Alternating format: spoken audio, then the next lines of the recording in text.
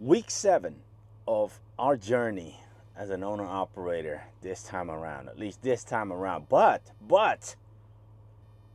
I hate to say it, we're no longer power only.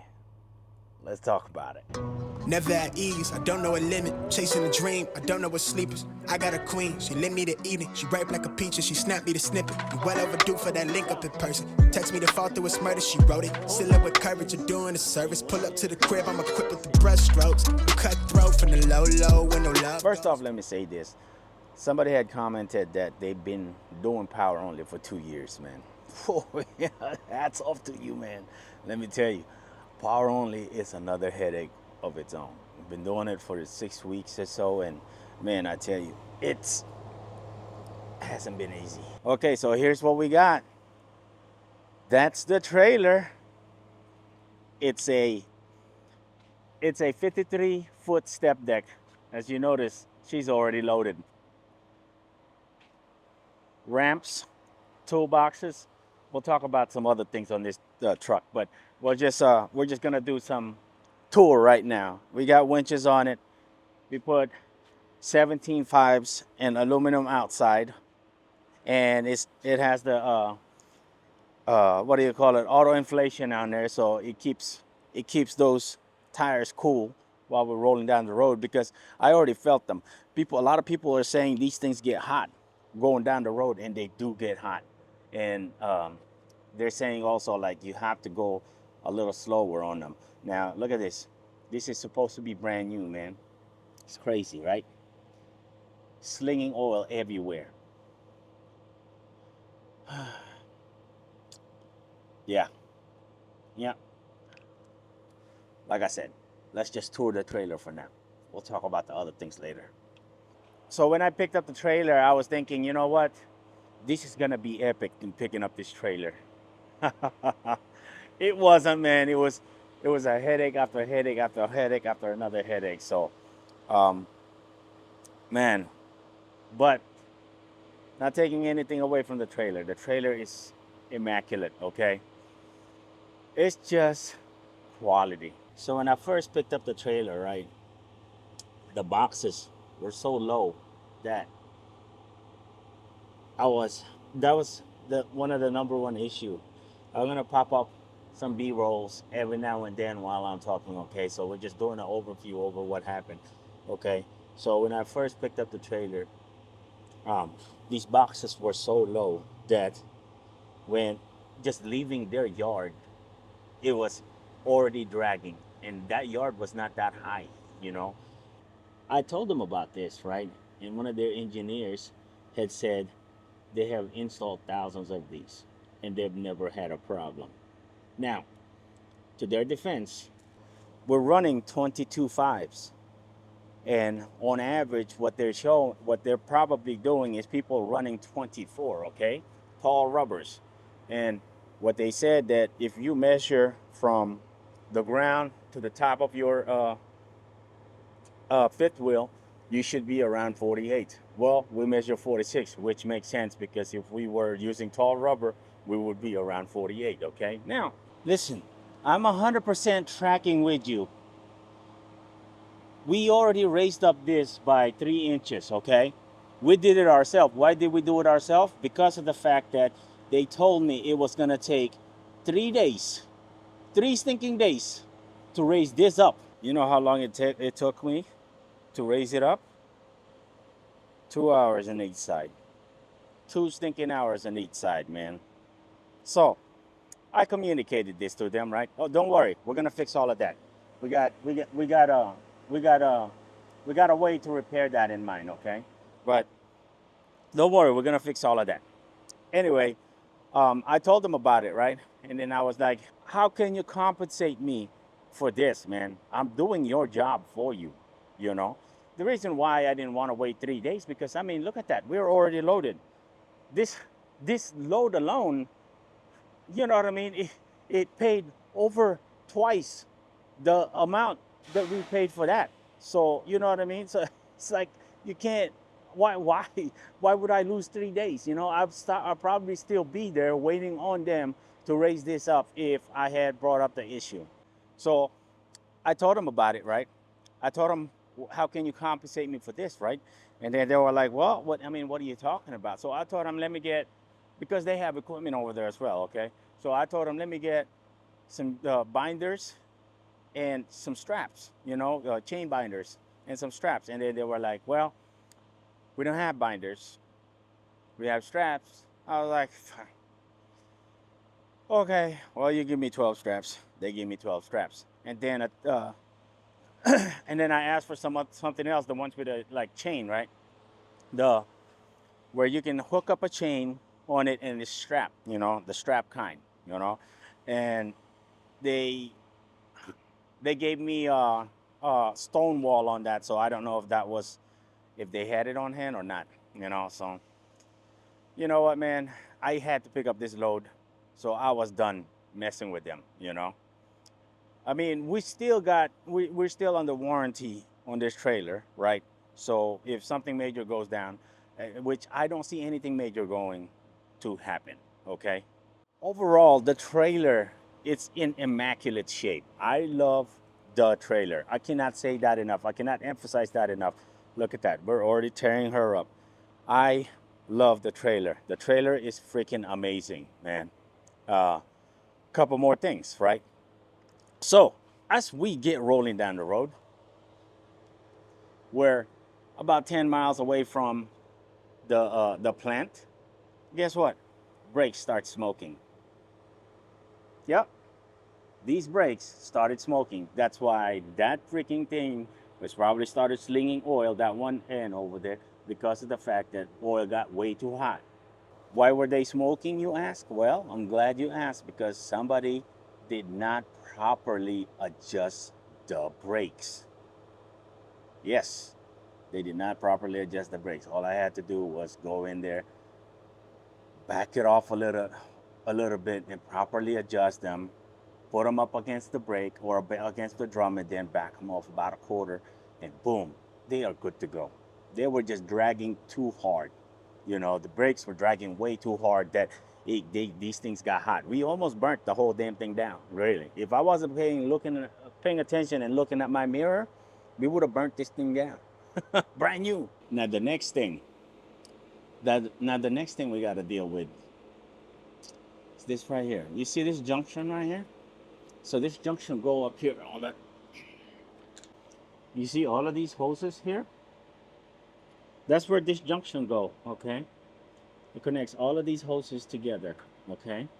With something like this. Well, the problem is, when you have something like two junctions like that too close together, like the way it is now, you're it's you're asking for it. You're asking for a problem to arise. And sure enough, this thing started leaking because there's too much pressure that's going onto that seal. Therefore, it's gonna start leaking on you. And plus, these are plastic. So, I mean, normally you would have like this type of junction. I would run a hose to here, run it maybe somewhere down this way, right? And then this other part, maybe run it somewhere in the opposite side, okay? And then we just run hoses along those sides, man, because you have too much tension here going on here on all of these junction right there. There's too much, man. I mean, it looks good in practice, but in all reality, that shit will not hold. I mean, I know I sound a little frustrated, because I am, man. Like, you paying for something brand new, you know what I mean? And you should be like, you should be happy. I know, like, it's a heavy duty equipment, brand new trailers, you're gonna have problems. I get it, you know, but it just it's there are some areas in this trailer is just poor engineering, poor thought out. You know what I mean? That's my point. I'm not complaining. The trailer is in immaculate shape. I love the trailer. I got no problems with the trailer. You know what I mean? The way the trailer is made, solid built. Um, our first load, amazing trailer. As a matter of fact, I love the fact that we have a sliding axle, because the first drop, this is a 6 drop load, okay? I took this because I wanted to relax and test out the trailer, and the good thing I did, instead of trying to get something that is like, going 2,000 miles or whatever, and then you got to keep going, you got to keep going. But now that we're having to test this trailer out, we're running into a little bit of issue here and there, because I mean it's a new trailer. You're gonna run into some issues here and there, okay? But I'm glad, like I said, I'm glad I took this. It's a 6 stop thing, and then it's paying like over 350 a mile, so it's not bad. But it's a good for over the weekend, and it's good to test out the trailer. That's my whole thing, was just to relax, test out the trailer, and see how it goes, and I'm glad I did that. So, but overall, the trailer is not bad, man. The trailer is not bad at all. We're gonna end this load at uh, in North Carolina, the very tip of North Carolina, close to Virginia Beach area, and then we're gonna look for a load going home to get it registered. I'm still happy with the trailer, despite everything that's going on. I'm still really happy with the trailer. But if you're looking at it from someone who just wanted to buy a brand new trailer because you don't want the headache of repairs, then this experience itself would have been a terrible experience for you. I'm not gonna lie. As a matter of fact, you would have probably burnt these brakes, or you would have sat on the side of the road 10 miles away from the plant and get a service call just so they can adjust the brakes for you. I'm not complaining, I'm not being negative or anything like that. It's just that I think it was definitely um, a quality issue on their part over there at Elba. You know what I mean? Their plant over there. So I will be making some phone calls to whoever's in charge of that area right there, and then I'm gonna be speaking to them, man, because this is like, you shouldn't have to. You know what I mean? For me, it was an easy breeze. You know what I mean? It's like not no problems, just cruise right along. But for somebody else, man, I can see why, yeah, you would hate the brand itself. You know what I'm saying? Because it's like, come on, you know. I saw one of their reviews saying, somebody saying that uh, their their their drum, brake drum, or no, I got so many things going on in my head. Anyway, their brakes did not work properly going off ramp, right? And then they had to, because there was somebody in front of them, they had to put it in the ditch or whatever, right? So they had like a bunch of damages and things like that. And then they did an investigation, and it turns out the brakes failed. Now, that got me to thinking, okay, if the brakes failed, maybe they got crystallized. See, when brakes get too hot, they crystallize, okay? Those pads, they crystallize. Then you're not gonna get no brakes off of them. You know what I mean? So if the brakes fail, see, those are mechanical, like pneumatic over mechanical, okay? It's a simple design, very simple design. You pump air into it, and it pushes a cylinder, and then the air pushes a cylinder, and it's sealed. You know what I mean? It's sealed in there, and then it boom, then it activates your S cam, and then it moves the brakes. Okay, and that's how simple it is. Now, if there was a bigger problem in there, he would have known, I think. But since maybe he's been rolling, empty or whatever, or maybe the truck has been compensating for, stopping the truck or whatever when he's braking, maybe that time, because he was, going a little faster, going off ramp, the trailer brakes did not hold. I mean, they're no longer functional, because maybe they crystallized if they didn't adjust them properly from the factory. Okay, maybe they crystallized, and then they were not grabbed, and then boom, the truck could not hold the freaking, the weight of the trailer. So like, he was probably weighted most of the time. So I mean, he was probably loaded. So like, he had no choice but to ditch it. And um, anyway, they were having legal battles or whatever, right? So anyway, it's sad for me to say that, I'm leaving Power Only. Power Only was stressing me out. I'm not gonna lie to you. It was stressing me out because number one, it's like, we're away from home and we can't make this much money, and it's because you're so limited with Power Only. You know what I mean? Unless you're willing to haul, you know what I'm saying, like this much per mile, or maybe deadhead 400 or 500 miles just to get to a better area, to get to a better freight, that's nowhere to operate. I don't think that's the way to operate. That's why we made these changes. So this is gonna be the beginning of us doing StepDeck, and the reason, and one of the reasons why I chose this particular StepDeck is because this StepDeck right here will cover a variety of freight, and that's gonna get us out of a bind in a lot of situations. Like that's why I went ahead and did the add-on on the ramps, because those ramps were not cheap, man. It's